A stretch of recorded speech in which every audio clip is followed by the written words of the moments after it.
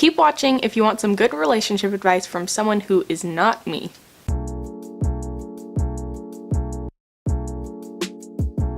Hi guys, I'm Vivacious Hannah and welcome to this video. So I want to say a couple months ago, Jeff and Alyssa Bethke put out this opportunity for really anyone who wanted to enter to be on his promo team, and I got accepted, and that was one of the most exciting things that's ever happened to me. Of course, with A Portrait of Emily Price, that was a promo team. With Grace Laced, one that I posted just a couple weeks ago, that was also a promo team thing, and I'm going to be on a couple more promo teams through this fall, so be on the lookout for those books. And now onto the book, Love That Lasts.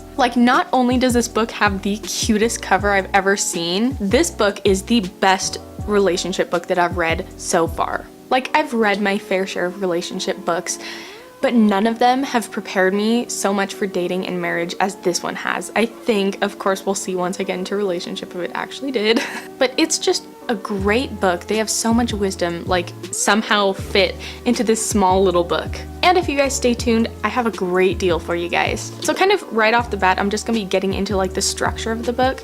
So for the most part, it's written Jeff, Alyssa, and then there might be Jeff, Alyssa, or Alyssa, Jeff. But for the most part, they take turns with different chapters, and they're really, it seems, writing about the same thing. Every 2 chapters or something, it could be on the same topic, or it might not, but I noticed that a couple times because it's kind of both sides of their stories. So anyways, I kind of like what they did with their chapter titles because they're all different song titles. So for instance, they have Where is the Love, What Makes You Beautiful, Slow Dancing in a Burning Room, and by the way, that song, I had to look it up and listen to it for probably a day straight, just because I forgot how good it is. That guitar in there, and oh my, it's so emotional. You guys, John Mayer, oh. But there are 17 chapters, all kind of named like that. One thing I really liked about this is that at the very end, there's one little paragraph that's labeled takeaway, and its purpose is really to kind of sum up that chapter, even though it's kind of tough because some of them go into a lot. And now getting into the actual book itself, I'm probably gonna be sharing 1 or 2 little points made from each chapter. I don't want to give away too much because they have some hilarious stories in here. They have some really heartbreaking moments that they share with us. So in the first chapter, they talk about how they went to a party and someone there was apparently carrying a virus that they didn't even know they had, right? And so this virus was able to spread to basically everyone at the party, and Jeff and Alyssa, a couple days later, they're like, oh my gosh, what's happening? What's wrong with us? And it's all because that one person didn't know that they had this virus going on. And that's kind of how it is with a relationship, not just in the sense of STDs, which yes, that is applicable in some cases, but it's also talking about baggage.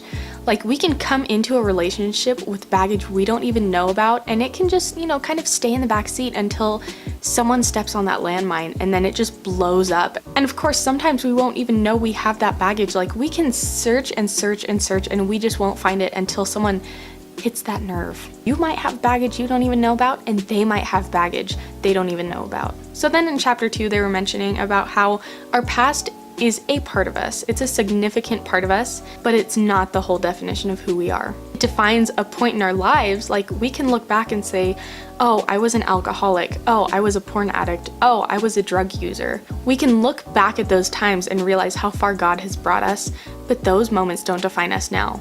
What defines us is God's grace and God's mercy. And chapter 3, they touched on the idea that finding worth in a relationship is idolatry, because you're looking to that person to make you feel worthy of something. You're looking to that person to basically kind of give you life and give you a reason to live. And that should belong solely to God. Chapter 4, I circled 3 points here because I could not narrow it down. We are no better than Eve when we take matters into our own hands. Because, Eve had the option to either eat the forbidden fruit or to not, and to remain faithful and obedient to God. And of course, we all know what she chose, the fruit, the forbidden fruit. And sometimes we're like that with our relationships. We try to rush into things too quickly, and even if we know that God is don't go there, don't do it, we still put ourselves in that situation, and we're still you know what? I'm gonna do it anyways. And then the next 2 from this chapter are direct quotes. So one is on page 61, and I think actually on the back of this book it says that I should contact them if I'm gonna actually quote the book, but I forgot to do that. God has hopes and dreams and plans for you as a single person, not just a married person. Ministry doesn't begin, and this is me talking now, ministry doesn't just begin when you're married and when you're in a relationship. It begins with you right where you are. And then the next quote is from page 63. Again, it could have been changed, it could have been cut, I'm not sure. Don't let your life slip by just because you're waiting for the next thing. Go and do the things that God has placed on your heart.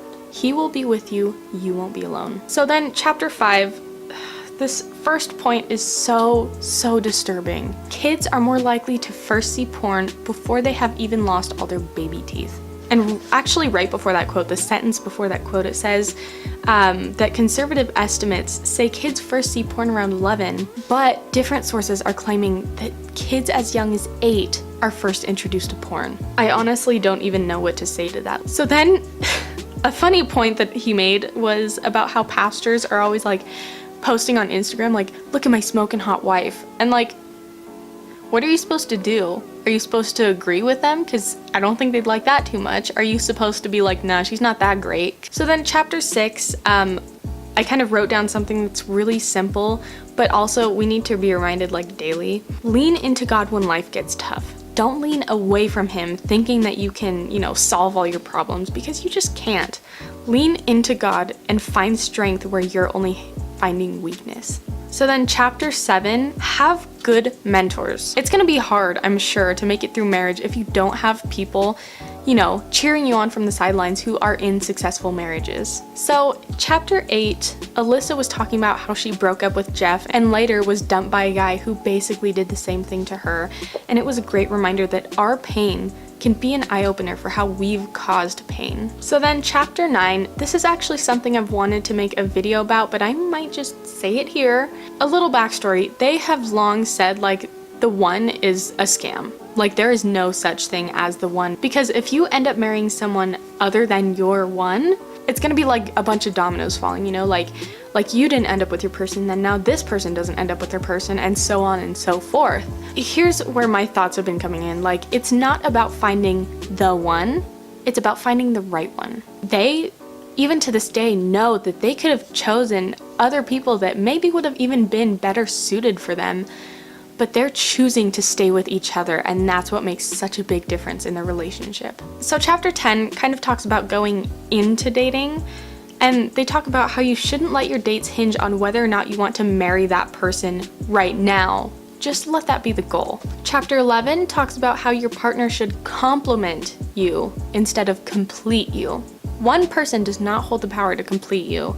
Only God does. I've always been afraid of fighting in my relationships or my marriage, because obviously you're not going to be able to get away from that. Two people living with each other constantly, there's going to be fights. So they brought up a great point that marriage isn't a competition, so we don't need to put so much effort into winning conflicts. Instead of pointing the finger at them, just kind of not point it back at yourself, but just be like, this is how your actions made me feel. Chapter 12, true intimacy calls for vulnerability when hiding seems so much easier. Chapter 13 talks about how learning about marriage, aka what I'm doing, is different than learning in marriage. So you can go into marriage having learned all these different things about marriage, which is great, but once you're actually married, it's gonna be so much different. Chapter 14, it talks about sex. But the one thing I really took away from the chapter is about how sex isn't about getting. It's not about how this person can please me. It's about giving and about serving your spouse. Because when both people are, trying to serve and trying to please the other person as much as they can, that's when a real bond forms. Chapter 15, also about sex. Remember, they do Jeff, Alyssa, so they both kind of talked about this topic. Sex outside of marriage is more like missing out on something great, because really, we hear it so often, wait for marriage. But really, based on, what they go over in this book, it's absolutely worth the wait. So then chapter 16 talks about how marriage thrives in mutual surrender.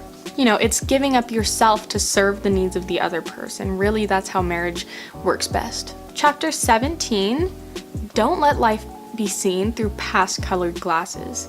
Don't filter every little thing that happens to you through, the perspective of your past. And that's the whole book. 17 chapters. We did it, you guys. So of course, I only touched the tip of the iceberg with this book, so y'all are gonna have to get it for yourselves.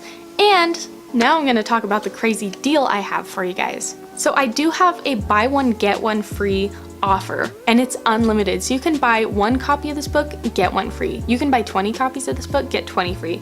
You can buy 100 copies, get 100 copies free. So I am going to scoot over so I can put the information on the screen as I'm talking.